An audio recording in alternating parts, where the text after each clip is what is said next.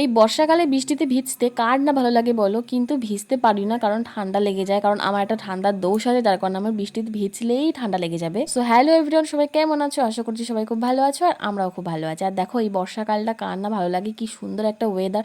দেখে মনে হচ্ছে যেন একটু ভিজি, কিন্তু ভিজতে পারবো না বলে দেখো শুধু হাতটাকেই ভেজা। আর এই বর্ষাকালে তেলে ভাজা কার না খেতে ভালো লাগে বলো, কিন্তু কি আর করবো, আফসোস তেলে ভাজা খেতে পারি না। তো ওই জন্য হঠাৎ করে প্ল্যান এলো যে আজকে একটা অন্য কিছু রেসিপি ট্রাই করবো। তো ট্রাই করবো ভাবতে ভাবতে দেখো চলে এলাম রান্নাঘরে, আর এসে দেখো স্টার্ট করে দিয়েছি পর্যবেক্ষণ। তো একঘেয়েমি খিচুড়ি খেতে তো আর ভালো লাগছিল না, তো ওই জন্য আজকে একটু অন্য টাইপের খিচুড়ি রান্না করবো। তো এই খিচুড়িটার নাম হচ্ছে ভুনো খিচুড়ি, আর এই খিচুড়িটা খেতে আমার কাছে জাস্ট অসাধারণ লাগে। আর এই খিচুড়িটা আমি শিখেছি হচ্ছে আমার জেঠিমার কাছ থেকে, তো আমি সেইভাবেই আজকে রান্না করবো। আর বিশ্বাস করো আজকে প্রথমবার হচ্ছে আমি ট্রাই করছি এই ভুনা খিচুড়ি। সত্যি বলতে জানি না কেমন হবে, ফার্স্ট টাইম ট্রাই করছি, এক্সপেরিমেন্ট। তো খুবই একটু নার্ভাস লাগছিল, যেহেতু আমরা দুজন খাবো, তার জন্য একটুখানি রিল্যাক্স ফিল করছিলাম যে অন্য কেউ খাবে না, আমি আর দিদি খাবো। তো ওই জন্য একটু ধীরে সুস্থে ঠান্ডা মাথায় রান্না করছিলাম।